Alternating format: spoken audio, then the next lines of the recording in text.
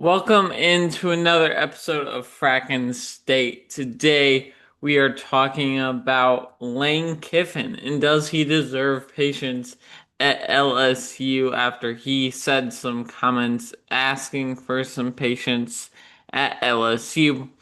Plus, we'll be talking about the SEC possibly getting rid of its championship game, my thoughts on that. And then we will also be talking about, I literally was thinking about this. Hold on. It'll come to me. It'll probably come to me after. Anyways, Lane Kiffin got hired at LSU for 13 million. And he got paid 13 million to go there, pried away from Ole Miss. Um, and so he made some comments last week about asking the LSU fans for some patience. Now, granted, LSU has paid an additional 40 estimates of $40 million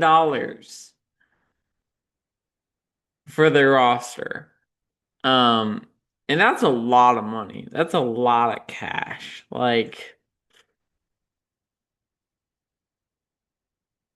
I I'm not that's I would be asking a lot.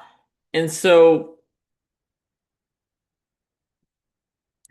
I get what he's saying.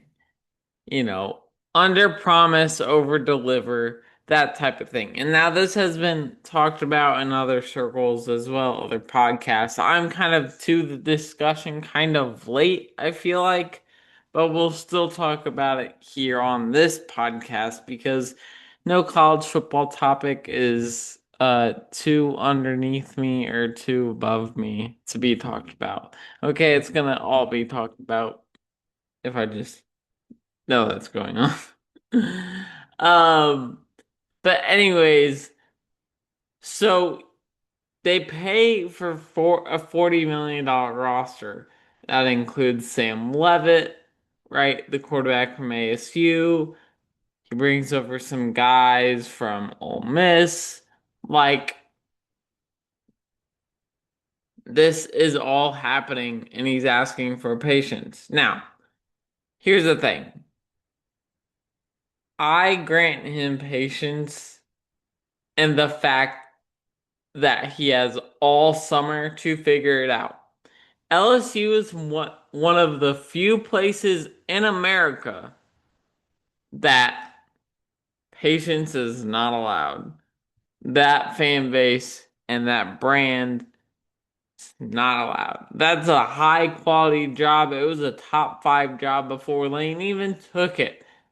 And that was with Brian Kelly sinking that thing down the drain. Like,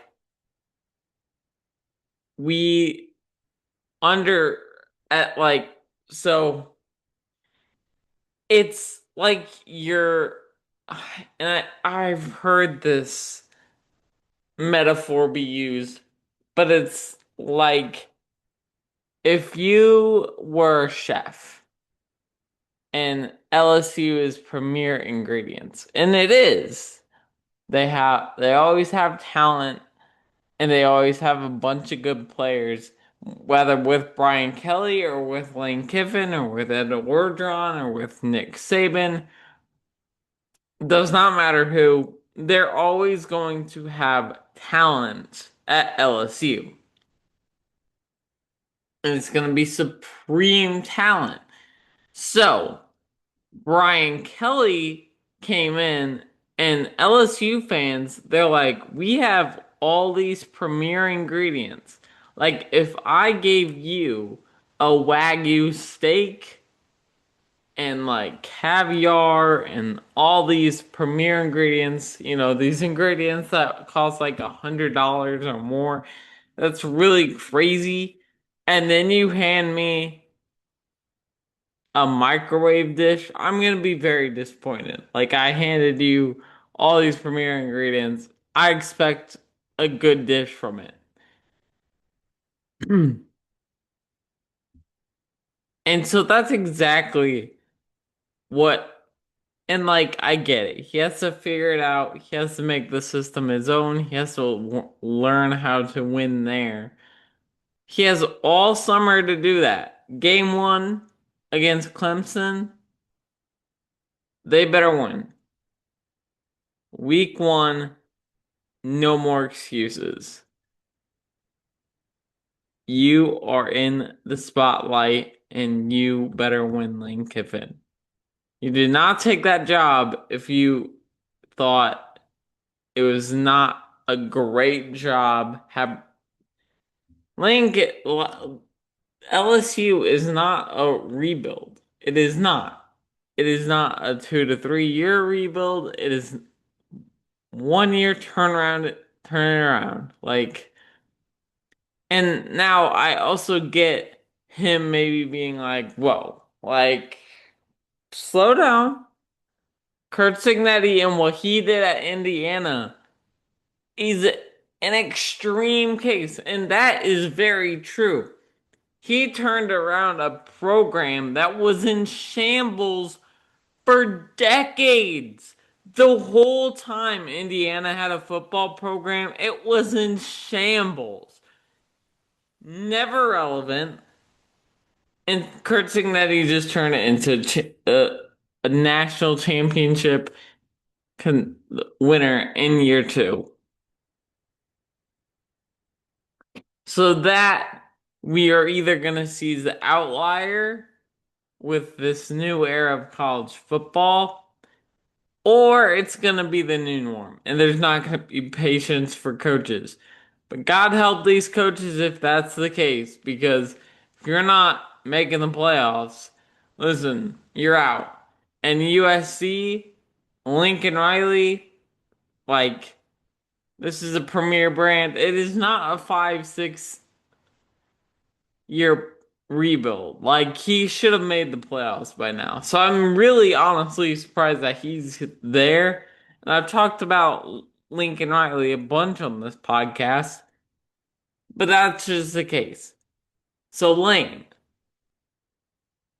my friend, let me give I'm not actually friends with him, but let me give you a word of advice. You have until week one. I don't actually know when week one starts, which I should. I it's mostly because if I know the date, then I'm gonna keep just cycling and counting down the days. So I'm just trying not to. 'Cause I miss college football. So that's the case about Lane. Does he deserve patience for the summer? For the off season? He does. After that, no. Now, do I expect them to go undefeated and win a national championship? No, but he has to make the playoffs in year one, or 9-3 at least. But they spent so much on that roster that, like, I don't think LSU fans would be happy with that. So that's what we will see. Moving on, he's got to make the conference game. But moving on to the conference game, the SEC may be getting rid of the conference game, or it is talks of, do we actually still need it with the expanded playoff? And I heard this talked about, and they're like, well, let's just do a regular season champ like they do in basketball, but we still in basketball have the tournament to get a real champ. So I don't like that. I don't like this regular season champion of the SEC. I think there is something incredibly to be proud of if you win your conference. And so just to shoot that out the window is absurd to me. And so I can't get behind it personally. Like, Here's the thing.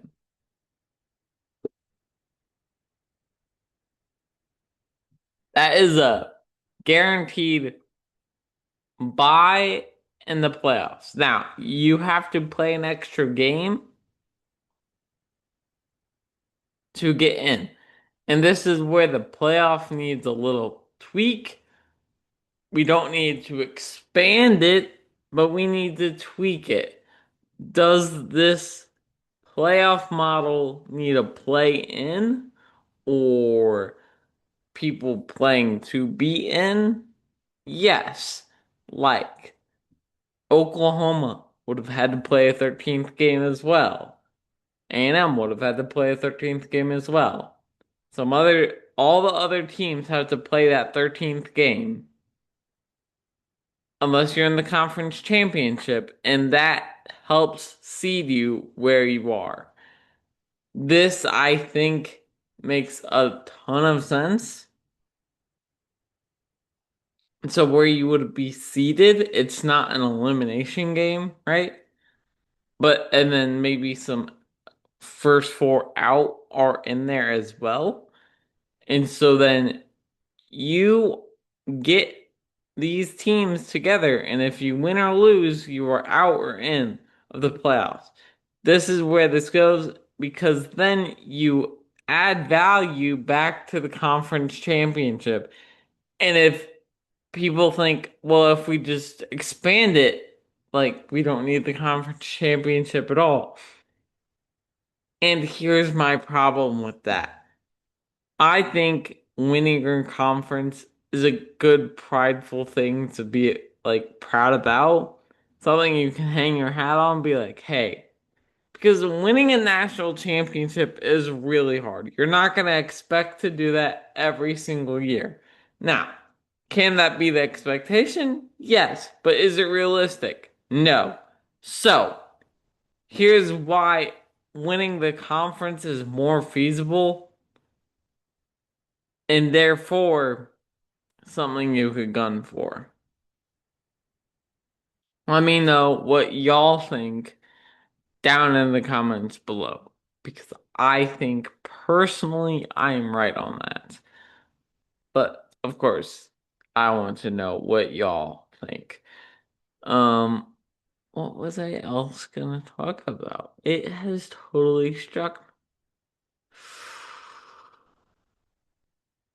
me. Does not matter. We will be talking. Oh, right. The mailbag.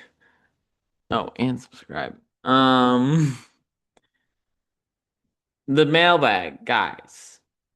We'll be doing a mailbag episode here soon, so make sure you fire in the Instagram DMs or at me on Twitter. The Twitter is at it is Cody G, and the Instagram is frickin' sports.